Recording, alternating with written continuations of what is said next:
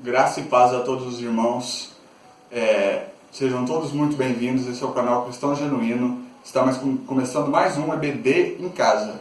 E na lição de hoje, nós vamos estar estudando a lição de número 3, que tem por título: O Despertamento Renova o Altar. E Deus vai falar muito conosco. Se você não é inscrito, já se inscreva aí no canal e acione os sininhos da notificação para você não perder nenhum vídeo. Vem comigo nesse vídeo, fique até o final, que Deus tem algo a trazer para as nossas... Essa então é a lição de número 3 que nós vamos estar estudando hoje, que tem por título: O Despertamento Renova o Altar.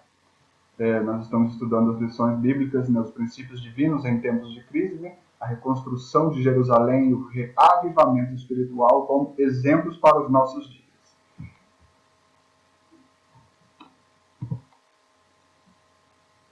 Aqui a lição do seu texto áureo diz assim: Então Elias disse a todo o povo: Chegai-vos a mim. E todo o povo se chegou a ele e restaurou o altar do Senhor, que estava quebrado. 1 Reis, capítulo 18, verso 30. E a verdade prática vai dizer que Satanás jamais derrotará o crente cujo altar é constantemente renovado pelo Espírito. Nós vamos ver então a importância da renovação do nosso altar, da nossa vida, da nossa comunhão com Deus. Nós vamos aprender nessa lição que quando estamos alicerçados com Deus, passamos dificuldades, enfrentamos lutas, mas permanecemos de pé. A leitura bíblica em classe fica registrada em Esdras, no capítulo 3, do verso 2 ao 5 e do verso 10 ao 13. Diz assim a palavra do Senhor: Então se levantou Jesuá, filho de Josadaque, com seus irmãos, os sacerdotes, e Zorobabel, filho de Sealtiel, e seus irmãos, e edificaram o altar do Deus de Israel, para oferecerem sobre ele holocaustos, como está escrito na lei de Moisés, homem de Deus. Colocaram o altar sobre sua base, pois o terror estava sobre eles, por causa dos povos das terras, e ofereceram sobre ele holocaustos ao Senhor, holocaustos pela manhã e à tarde, e celebraram a festa dos tabernáculos, como está escrito, e ofereceram holocaustos diários, segundo o número ordenado para cada dia. E em seguida, o holocausto contínuo e os das luas novas e de todas as festas fixas do Senhor, como também os de qualquer que fazia oferta voluntária ao Senhor. Quando os edificadores lançaram os alicerces do templo do Senhor, os sacerdotes, trajando suas vestes, apresentaram-se com trombetas, e os levitas, filhos de Asaf, com símbolos para louvarem ao Senhor, segundo a ordem de Davi, rei de Israel. E cantavam a reveses, louvando ao Senhor e dando-lhes graças com estas palavras: Porque Ele é bom, porque a sua benignidade dura para sempre sobre Israel. E todo o povo levantou um grande brado, quando louvaram ao Senhor, por se terem lançado os alicerces da casa do Senhor. E muitos, porém, dos sacerdotes e dos levitas e dos chefes das casas paternas, os idosos que tinham visto a primeira casa, choraram em altas vozes quando, à sua vista, foi lançado o fundamento desta casa. Também muitos gritaram de júbilo, de maneira que não podiam o povo distinguir as vozes do júbilo das vozes do choro do povo, porque o povo bradava em tão altas vozes que o som se ouvia de muito longe. Essa foi a leitura bíblica em classe. A introdução dessa lição vai dizer que nessa lição nós iremos meditar sobre um fato que caracteriza o verdadeiro despertamento. Trata-se da necessidade que os homens passam a sentir de se chegarem mais perto do altar de Deus, a fim de estarem cada vez mais perto de Deus.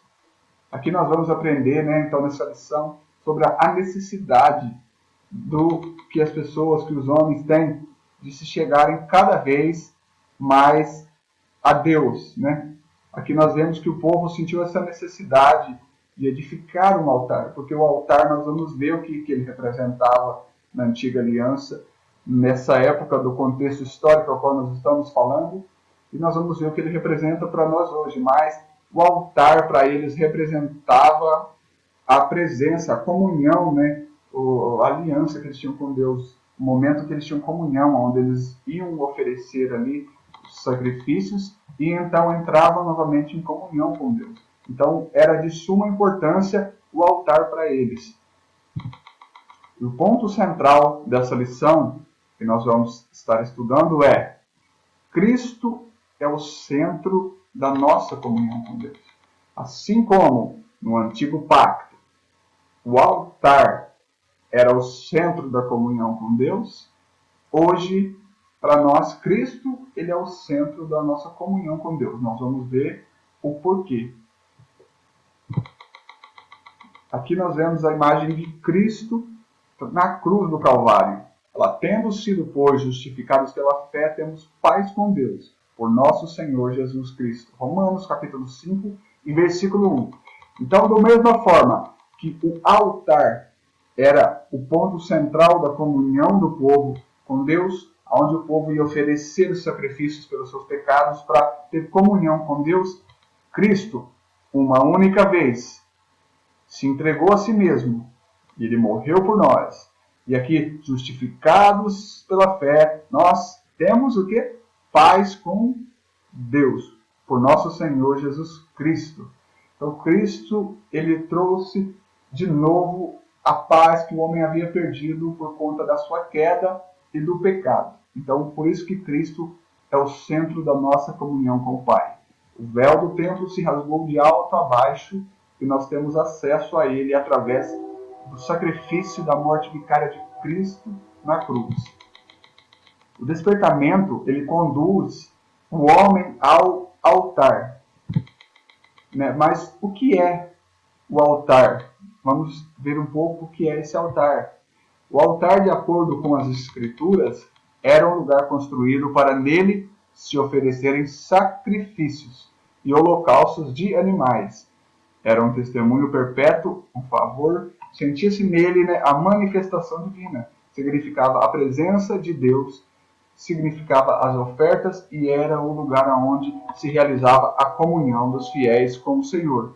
Aqui está falando que era o lugar onde se realizava a comunhão dos fiéis com o Senhor. Por quê? Porque o povo estava no seu pecado e ali o povo, então, ele ia lá e sacrificava um animal no altar para então entrar de novo em comunhão com Deus, através da morte daquele animal. Aqui nós vamos ver uma imagem do que seria o tabernáculo, no templo de Moisés, e aqui é o altar onde era sacrificado, onde tinha o sacrifício ali que eles faziam a Deus. Aqui está a pia de bronze, nós não vamos entrar em méritos dos utensílios do tabernáculo, mas o altar, então, era o lugar onde era oferecido o seu sacrifício para obtenção do perdão ali, para comunhão com Deus. Os judeus sentiam a necessidade do acesso a Deus que o altar lhes proporcionava. Eles sentiam essa necessidade. Por quê? Nós vamos entender. Olha lá, o terror estava sobre eles por causa dos povos da terra. Esdras capítulo 3, verso 3. Por isso mesmo o povo sentia que precisava do acesso a Deus através do altar. O altar havia sido quebrado, a adoração de Israel havia sido interrompida porque eles foram levados cativos. Então, ao retornarem, uma das primeiras coisas que eles teriam que fazer era o quê? Era retomarem a adoração e a comunhão com Deus, porque eles estavam desprotegidos e sentiam que precisavam dessa comunhão com Deus, através desse terror que estava sobre eles, por causa dos povos da terra. Eles se despertaram e sentiram a grande necessidade, porque ao retornarem do cativeiro, eles precisavam ser firmes, porque estavam rodeados dos inimigos cruéis. Então, eles sabiam que de suma importância seria o restabelecimento da comunhão com Deus. Todos os despertamentos genuínos, verdadeiros, começam com a restauração do altar. Nós vamos ver alguns exemplos na antiga aliança. Lá no tempo do profeta Elias, nos dias do rei Acabe. Aqui no tempo do profeta Elias, nós vamos ver o contexto ao qual ele lançou aquele desafio sobre os profetas de Baal. E aonde a coisa que ele fez foi reconstruir o altar, e ali então Deus manifestou a sua glória e o fogo desceu. Então, algo de suma importância na nossa vida, irmãos, é a nossa comunhão com Deus. Ali estamos falando de altar. Representava a comunhão do povo com Deus. A nossa comunhão, ela é de suma importância para nós enfrentarmos os dias difíceis. Outro exemplo é quando o piedoso rei Ezequias, ele assumiu o trono de Judá. Ezequias assumiu o trono de Judá, e nós sabemos que os reis anteriores fizeram o que era mal aos olhos do Senhor, então a adoração havia se perdido. O que ele fez? Restabeleceu a comunhão com Deus. Através do altar, ele restabeleceu a adoração verdadeira ao Deus de Israel. Quando os judeus retornaram do cativeiro, que é essa situação que nós estamos estudando, quando o povo voltou da Babilônia, eles foram reconstruir ali o templo, eles reconstruíram o altar, porque o altar ele era o local de comunhão com Deus. Esse foi o primeiro tópico. Então nós fizemos uma síntese desse tópico, nós vamos ver que é de suma importância e imprescindível que nós venhamos a estar em comunhão com Deus. Um despertamento espiritual só vai acontecer na nossa vida se de fato nós estivermos em comunhão com o Pai. Tópico 2. Cristo, ele é o centro da nossa comunhão com Deus. No tempo do Velho Testamento, o altar era o ponto central do culto a Deus. No tempo do Novo Testamento, o sacrifício de Jesus no Gólgota é o grande acontecimento para o qual o altar apontava profeticamente. Então, lá no Gólgota, o sacrifício de Jesus Cristo, ele é a conclusão daquilo que apontava, o Antigo Testamento, o tabernáculo, tem muita simbologia, porque ele era uma sombra do que é hoje, das coisas que são hoje. Ele apontava para as coisas que são hoje. Então, o altar era um símbolo, ele apontava profeticamente falando para o sacrifício de Cristo. Então, no Novo Testamento, o sacrifício de Cristo, ele é o centro da nossa comunhão com Deus. Cristo é o centro da nossa comunhão com Deus. Cristo, toda a Trindade, atuou ativamente na morte expiatória de Jesus. Esse é o primeiro ponto do segundo tópico que nós vamos abordar. Que toda a Trindade ela atuou ativamente na morte expiatória de Jesus. Aqui nós vamos falar do Pai, o Pai Celestial, que é Deus. Antes da fundação do mundo, o Pai planejou a obra redentora com o sacrifício de seu Filho. Então, antes da fundação do mundo, antes mesmo do mundo ser fundado. Por quê? Porque Deus é onisciente. Ele já sabia que seria necessário que tivesse que o seu Filho ser entregue para acabar com a inimizade entre o homem e Deus. E Deus, por amor e misericórdia a nós, ele fez isso. Ele entregou o seu Filho morreu por nós. Em Apocalipse fala que o cordeiro que foi morto antes mesmo da fundação do mundo. Isso simbolizava que Deus já tinha esse plano no seu coração, que era salvar a humanidade. Então o Pai participou ativamente na comunhão, na nossa comunhão. A Trindade atuou ativamente na morte expiatória de Jesus. Cristo, o Filho de Deus, também, que foi o personagem, o protagonista dessa história, ele entregou-se a si mesmo em oferta de sacrifício e levou os nossos pecados sobre o madeiro e padeceu para levar-nos a Deus.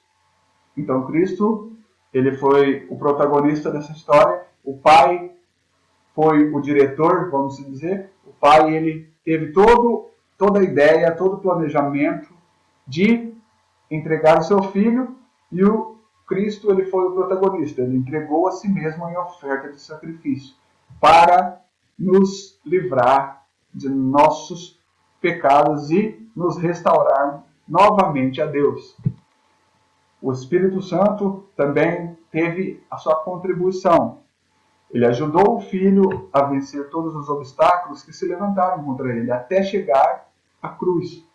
E foi pelo Espírito eterno que Jesus se ofereceu a si mesmo, imaculado a Deus. Porque nós vemos que Jesus, embora ele tivesse a sua natureza 100% homem, 100% Deus, ele era vulnerável, vamos dizer assim, ele era sujeito, melhor dizendo, uma palavra mais encaixada no contexto, ele era sujeito às mesmas paixões, aos mesmos desejos e aos mesmos erros. Quando ele estava no deserto, ele estava jejuando e orando. Então, Jesus ele precisava também de um revestimento.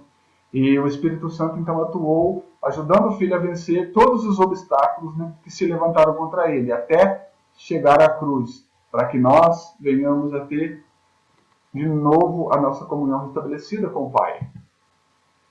E também o Espírito Santo ele quer, pelo despertamento espiritual, no segundo ponto desse tópico, que nós vamos ver, que ele quer, pelo despertamento, mostrar aos homens a grande vitória de Jesus no Gólgota. Através de quê? O Espírito revela, iluminando os olhos do nosso entendimento, para que saibamos a grandeza do seu poder sobre nós, que manifestou em Cristo, ressuscitando dos mortos. O Espírito Santo ele vem trazer essa revelação para nós e iluminar os nossos olhos, os olhos do nosso entendimento. Nós, por nós mesmos, não teríamos condições, mas através do Espírito Santo, ele abre os nossos olhos e nos revela os mistérios de Deus. E também o Espírito ele ensina as profundidades do vitupério da cruz. A cruz era uma das mortes mais humilhantes daquela época. E, então o Espírito Santo ele mostra as profundidades desse vitupério, desse acontecimento. Chamado a vergonha da cruz de Cristo, ele não precisava de nada daquilo, mas ele padeceu por amor à minha e à sua vida. Também o Espírito ele explica o verdadeiro significado da morte de Jesus na cruz, sobre o infinito alcance do brado, está consumado. Por que está consumado? Porque era algo que já havia sido previsto desde lá de trás, mas que com a morte de Cristo foi ali o momento, o ponto mais importante da história da redenção foi a morte de Cristo, porque é ali que foi concretizado, quando o homem e a mulher pecaram. E Deus ali manifestou que o filho nascido de uma mulher esmagaria a cabeça da serpente, estava falando exatamente disso. Cristo, ele teve a vitória na cruz do Calvário, a vitória contra o pecado, a vitória contra o mal, e ele nos deu acesso novamente a Deus. E também o Espírito penetra todas as coisas. Quando esta luz ilumina o painel da nossa consciência, como aconteceu com o profeta Isaías, sentimos o grande peso dos nossos pecados. E pelo Espírito Santo somos despertados e levados ao arrependimento. Sem o Espírito Santo, irmãos, não teria como nós reconhecermos e aceitarmos a Deus e arrependermos de nossos pecados. Então, através da penetração do Espírito Santo sobre a nossa vida, sobre a nossa alma, sobre o nosso íntimo, nós sentimos o grande peso dos nossos pecados. Um rápido comentário aqui é a pregação de Jonathan Edwards, Pecadores nas Mãos de um Deus Irado, aonde a história vai contar, eu sempre falo sobre isso, mas a história vai contar que o povo ali naquela igreja, reunido naquele sermão de Jonathan Edwards, eles sentiam que os seus pecados estavam levando eles direto ao inferno, que o chão estariam abrindo ali de uma maneira que a gente não consegue nem imaginar, mas eles sentiam o temor de Deus e começavam a chorar, desesperados. É isso que o Espírito Santo ele faz. Nós vemos a situação ao qual nós estamos e reconhecermos que precisamos de Deus. Isaías ainda falou, ai de mim, que vou perecendo, porque sou um homem de lábios impuros e habito no meio do povo de impuros lábios. Ele reconheceu a sua pecaminosidade e a sua falha. O terceiro tópico, para a gente não ser muito longo nessa lição, muito extenso, mas vai falar sobre o cuidado, né, que nós temos que ter com as imitações. Cuidado com as imitações, né? E nós vamos ver que também, em nossos dias, aparecem movimentos que são imitações baratas do verdadeiro despertamento. Muitos desses movimentos empregam técnicas avançadas de dominações psicológicas, né? São pessoas treinadas para mexer com o psicológico das pessoas. E depois nós vamos ver aqui algumas características, né? Não são todas, mas algumas características do verdadeiro despertamento ou do avivamento. Mas, só para terminar aqui essa parte das pessoas que, os movimentos que surgem como imitações baratas, nós vemos que hoje tem surgido várias coisas novas, diferentes na igreja, para chamar a atenção das pessoas. Se você procurar na internet, eu ia colocar aqui, mas eu achei nem conveniente colocar, que é algo ridículo, mas se você puxar na internet, você vai ver hoje pessoas dançando de uma forma dentro da igreja, pulando, sapateando e fazendo várias coisas que não tem nada a ver com a manifestação do Espírito. Não tem nada a ver com uma igreja avivada. Não devemos confundir avivamento com emoção. Pessoas emocionadas e fingem um falso avivamento, algo que não tem nada a ver com avivamento, porque pelas características do avivamento que nós vamos ver a seguir, nós vamos ver que não tem nada a ver. Jesus diz que pelos seus frutos o conhecereis. Né? Nós conhecemos uma árvore pelos seus frutos. E nas igrejas hoje, os irmãos com certeza já viram, mas na internet você vai ver só a misericórdia do Senhor, porque é cada coisa que a gente vai encontrar que a gente nem imagina que aquilo ali realmente existe, mas infelizmente existe. São as imitações baratas, né? Que querem fingir um despertamento, um avivamento, mas estão muito longe de ser isso. Temor de Deus, um dos primeiros pontos. Foi o que eu citei na pregação de Edwards. O povo sentia o temor de Deus. O povo começou a temer, porque sentia que Deus iria consumi-los vivos por causa dos seus pecados. Uma igreja, então, avivada e despertada, ela tem temor a Deus. Não tem como você falar que você está vivendo um despertamento se você não tem temor a Deus. Outra coisa, arrependimento. Um dos pontos principais do despertamento é justamente o arrependimento. Por quê? Porque através do temor que você tem a Deus, você se arrepende dos seus pecados, você se arrepende do caminho mau que você estava seguindo e aceita a Cristo e se submete, né, à vontade do Pai. Outra coisa, né, aqui, através do arrependimento, que é o que eu disse agora, que é o abandono do pecado.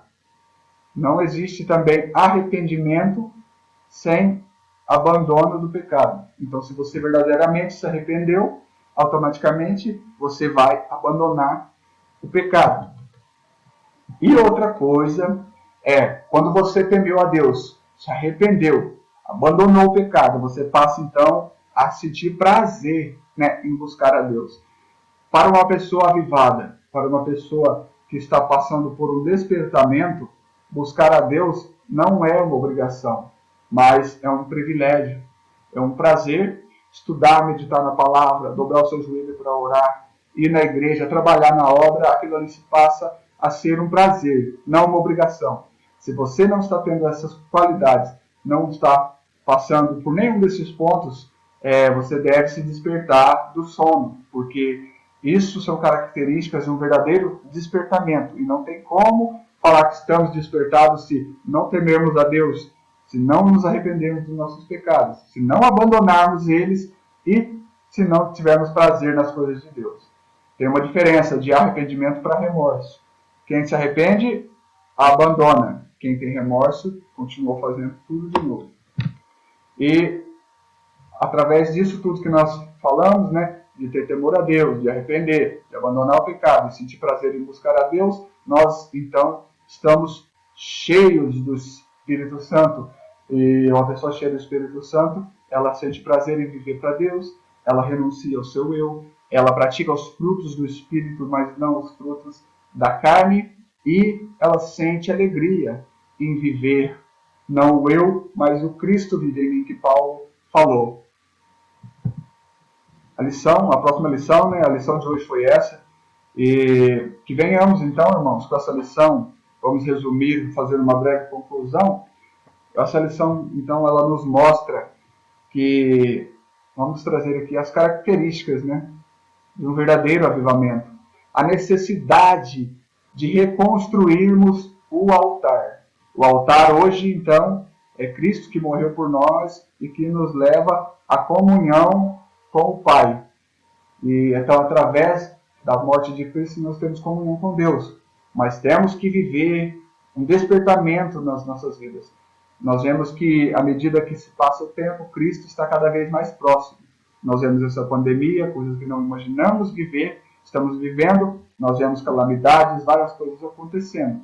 Isso é porque Cristo está voltando. Não importa se você é um pré-tribulacionista, meso-tribulacionista, pós-tribulacionista, ou de que maneira você entenda que Cristo vai voltar. O que interessa é que Ele vai voltar e está mais perto do que pensamos. Então, cuidado com as imitações. Vamos viver nesta época um verdadeiro despertamento. A lição de hoje foi essa, e no próximo domingo, não percam, nós vamos estar estudando a lição de número 4, que tem por título A Construção do Templo Enfrentou Oposições. Ali o povo precisava reconstruir o templo, e isso enfrenta oposições. Na nossa vida, quando temos que reconstruir algo, principalmente no cunho religioso com Deus, nós sofremos oposições. Mas nós vamos aprender na lição da semana que vem as maneiras como lutar contra essas oposições. Deus abençoe e até domingo que vem. Glória a Deus, irmãos. Deus falou muito às nossas vidas e que venhamos a levar esses ensinamentos para a prática nas nossas vidas e que Deus continue abençoando a cada um. Muito obrigado por ter participado e ter assistido esse vídeo até o final e até a próxima lição.